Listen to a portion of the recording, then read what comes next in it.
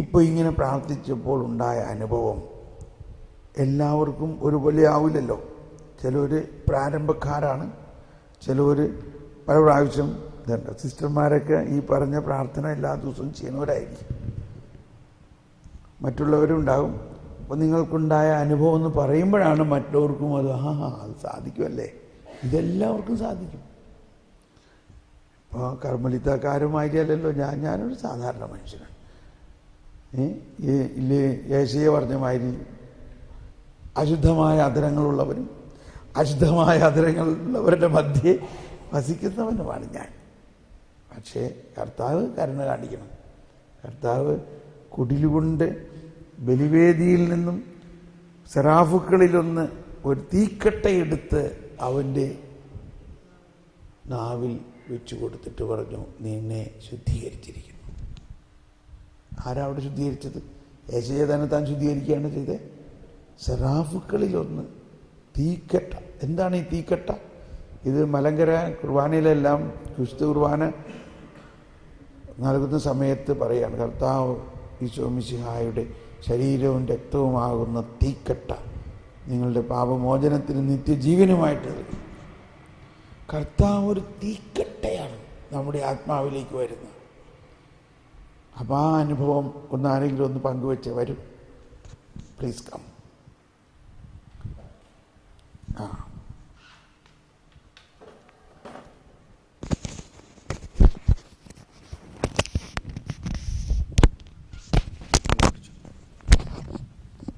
Price the lord. ആദ്യം കണ്ണുകൾ അടച്ചപ്പോൾ എനിക്ക് പലതരത്തിലുള്ള എന്നെ അസ്വസ്ഥപ്പെടുന്ന പല ചിന്തകളാണ് കയറി വന്നത്. പക്ഷേ പെട്ടെന്ന് തന്നെ അതിൽ നിന്നും വിമുക്തമായി ശരിക്കുള്ള അന്ധകാരത്തിൽ തന്നെ ഞാൻ പ്രവേശിച്ചു. പിന്നെ അതെ, ആ ഇരുട്ടിലേക്ക് പ്രവേശിച്ചു. അത് കഴിഞ്ഞ് അവിടെ ഞാൻ തനിച്ചായിട്ടുള്ള ആ ഒരു പ്രതീതിയായിരുന്നു. കുറേ കഴിഞ്ഞ് ഞാൻ എൻ്റെ ശരീരം അനക്കാനും ശ്രമിച്ചപ്പോൾ എനിക്ക് ശരീരം അനങ്ങത്തില്ല. ഒരു എയറിൽ നിൽക്കുന്ന പഞ്ഞി, വെയിറ്റ് ഇല്ലാത്ത ഒരവസ്ഥയിൽ അങ്ങനെ നിൽക്കുന്ന ഒരവസ്ഥയായിരുന്നു. കുറേ കഴിഞ്ഞപ്പോൾ ഈശോ കടന്നു വന്നു. Price the Lord. ഒരു വലിയ അനുഭൂതിയായിരുന്നില്ലേ? തീർച്ചയായും. Price the Lord. ഇതാണ് യെസ് സിസ്റ്റർ. വാ, സിസ്റ്റർമാരൊക്കെ ഒന്ന് പറഞ്ഞ് ഞങ്ങളിതൊക്കെ ഒന്ന് പഠിപ്പിച്ചതായോ? നിങ്ങൾക്ക് മാത്രം പോരാ ഇത്. യോഹന്നാൻ ക്രൂസ് ഞങ്ങളുടെയും കൂടി ആളാണ്.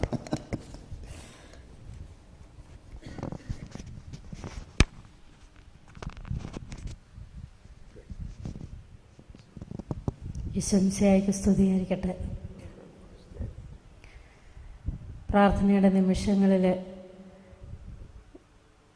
വളരെ ചുരുങ്ങിയ സമയം കൊണ്ട് തന്നെ ഒരു ഹൃദയത്തിൻ്റെ ഏകാന്തതയിലേക്ക്, ഒരു ഗുഹയിലേക്ക് എന്ന പോലെ പ്രവേശിക്കാനായിട്ട് കർത്താവ് അനുഗ്രഹം നൽകി. അവിടെ കർത്താവിനോട് കൂടിയായിരുന്നപ്പോൾ ഞാൻ എവിടെയെന്നുള്ള പോലും എനിക്കൊരു അവബോധമില്ലാത്തതുപോലെയുള്ള ഒരനുഭവമാണ് തോന്നിയത്. അപ്പോൾ ശരിക്കും ഒരു നമുക്ക് എങ്ങനെയാണ് പറയണമെന്ന് അറിഞ്ഞുകൂടാ, അത് വേർതിരിച്ചറിയാൻ പാടില്ലാത്തതുപോലെ ആത്മാവോട് ഒട്ടിച്ചേരുന്നു എന്നുള്ളത് സങ്കീർത്തന വചനം യാഥാർത്ഥ്യമാകുന്നത് പോലെയുള്ള ഒരു അനുഭവം തോന്നി. ആ സമയത്ത് അദ്ദേഹം പറഞ്ഞതുപോലെ തന്നെ എവിടെയാണെന്നോ എന്താണെന്നോ അറിയില്ല, പക്ഷേ ഭൂമിയിലാണോ എവിടെയാണെന്നറിയില്ല, നമുക്ക് ശരീരത്തിനൊരു ഭാരമോ അല്ല ശരീരത്തിലാണെന്നുള്ള ഒരു അനുഭവം പോലും ഇല്ലാത്തതുപോലെ വളരെ ലഘുവായിട്ട് ഒട്ടും ഘനമില്ലാത്ത ഒരിത്. ബ്രദർ ഇങ്ങനെ പുറത്തേക്ക് കടന്നു വരാൻ പറഞ്ഞിട്ടും കണ്ണുകൾ തുറക്കാൻ പോലും പറ്റുന്നില്ലാത്ത പോലെ കണ്ണുകൾ അങ്ങ് അടഞ്ഞിരിക്കുന്ന ഒരു അവസ്ഥ. പക്ഷെ ആത്മാവ് ഇങ്ങനെ ഉണർന്നിരിക്കുന്നു. ഞാൻ ഇന്നലെ രാത്രി 2-3 പ്രാവശ്യം പ്രാർത്ഥനയ്ക്കായിട്ട്, അപ്പം ഞാൻ ഓർത്ത് ഇന്നിരുന്ന് ഉറങ്ങുമാവോ എന്ന് എനിക്ക് പേടിയുണ്ടായിരുന്നു. പക്ഷെ മിനിഞ്ഞാന്ന് ഉറങ്ങിയതിൻ്റെ അത്ര പകുതി പോലും ഇന്നലെ ഉറങ്ങിയില്ല. പക്ഷെ ഇന്നലെ രാവിലെ എനിക്ക് ഇപ്പോഴും ഉറക്കം വന്നു. പക്ഷെ ഇന്നൊരു തരി പോലും ഉറക്കം വന്നിരുന്നല്ല, ആത്മാവ് കുറേ കൂടി ഉണർന്നിരിക്കുന്ന ഒരു അനുഭവം. അപ്പോൾ ഞാൻ ഉറങ്ങുമ്പോഴും എൻ്റെ ആത്മാവ് ഉണർന്നിരിക്കുന്നു എന്നുള്ള ആ ഒരു വലിയൊരു അനുഭവം. അപ്പം ദൈവാത്മാവിനോട് കൂടി ഒന്നായിട്ടിരിക്കുമ്പം ഞാനല്ല, ദൈവമാണ് എന്നിൽ പ്രവർത്തിക്കുന്നതെന്നുള്ളത് എനിക്ക് കുറെ കൂടി വളരെ ആഴത്തിൽ അനുഭവിക്കാനായിട്ട് സാധിച്ചു. ദൈവത്തിന് നന്ദി പറയുന്നു. Thank you very much. കൈയടിച്ച് കർത്താവ് നന്ദി പറഞ്ഞു. അടുത്ത ആൾ വരാം. സിസ്റ്റർ.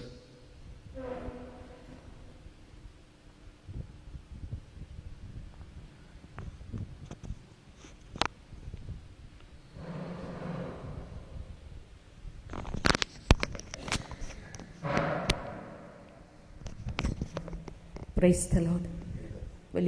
വലിയൊരു സന്തോഷത്തോടെ പറഞ്ഞറിയിക്കാൻ മേലാത്ത ഒരു ആനന്ദത്തോടെയാണ് ഞാനിവിടെ ഇപ്പോൾ നിൽക്കുന്നത്. കാരണം ബ്രദർ ഈ പ്രാർത്ഥനയിലേക്ക് ആഹ്വാനം തന്നു. കാരണം അത്രയും നാളും പ്രാർത്ഥിച്ച രീതിയല്ലല്ലോ. ഈശോ പ്രാർത്ഥിച്ചുകൊള്ളും, ചാരത്തിരുന്നാൽ മതിയെന്നുള്ള ആ വലിയൊരു സന്തോഷം, ആ ഗുഹയ്ക്കുള്ളിൽ കയറി പിന്നെ ഈശോയുടെ ഒപ്പമായിരുന്നു. അതിൻ്റെ അനുഭവം നമുക്ക് വാക്കുകളിൽ കൂടെ അങ്ങോട്ട് പറയാനുള്ള പറ്റുന്ന ഒരു അനുഭൂതിയായിരുന്നില്ല. എല്ലാം ലൈറ്റായി, വലിയൊരു ഇരുട്ട് വലിയൊരു പ്രഭയായിട്ട് മാറിയ ഒരു ദിവ്യ അനുഭൂതിയുടെ ഒരു അനുഭവം. ഞാൻ അവസാനം ബ്രദർ ഗുഹയിൽ നിന്ന് പുറത്ത് വരാൻ വന്നപ്പോൾ മനസ്സായി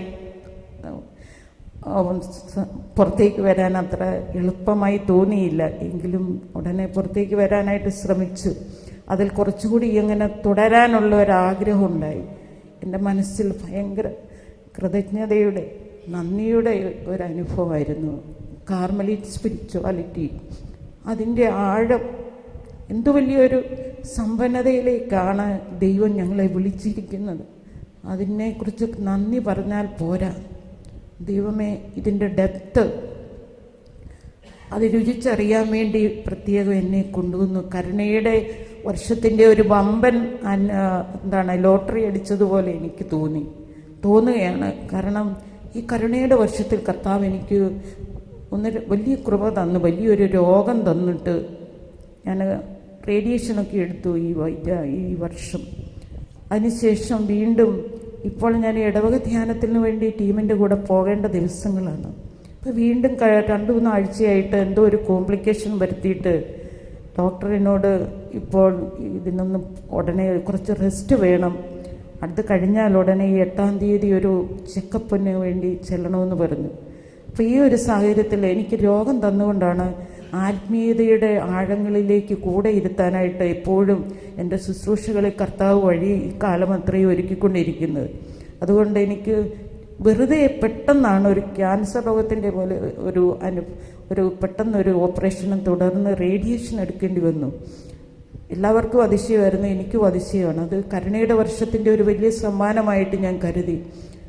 എളിമയോടെ ഞാൻ പറയുന്നു, അതിൻ്റെ ഒരു 2ാം ഘട്ടമാണ് ഈ ധ്യാനം.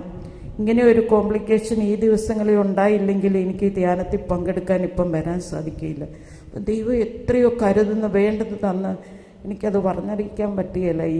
ഇപ്പോഴെൻ്റെ മനസ്സിൽ കൂടെ കടന്നു പോകുന്ന നന്ദിയുടെ കൃതജ്ഞതയുടെ വികാരങ്ങൾ, അത് ഈശോയുടെ ഒപ്പം ഇരുന്നപ്പോൾ അതിൻ്റെ ഒരു ആഴം എന്നെ ടേസ്റ്റ് ചെയ്യിച്ചു. ഇത്രയും പറയുന്നു. യേശു നാമത്തിൽ ഞാൻ നന്ദി പറയുന്നു.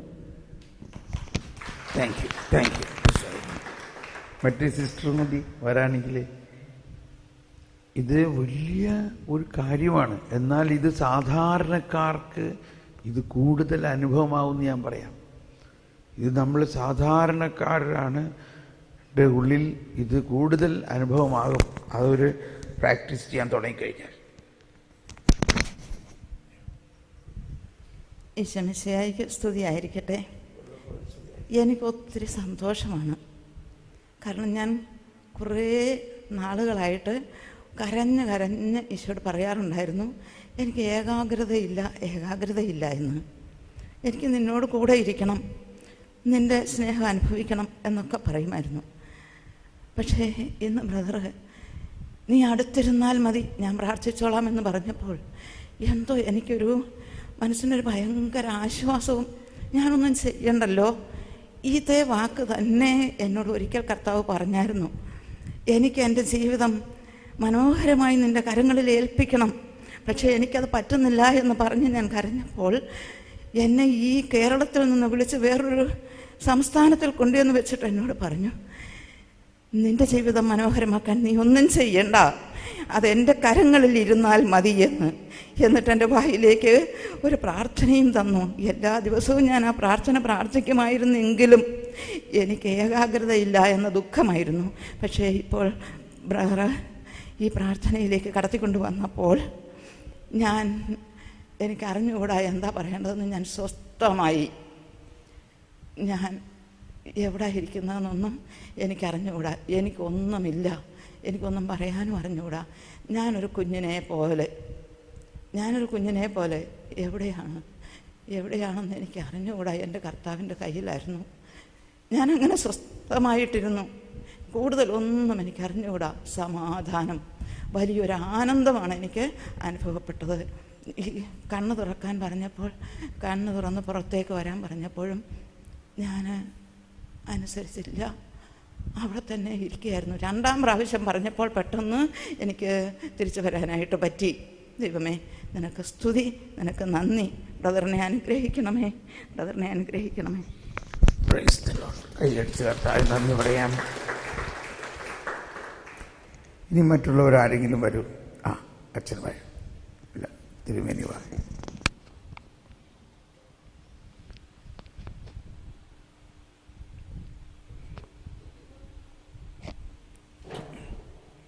ക്യാമറ വേണോ?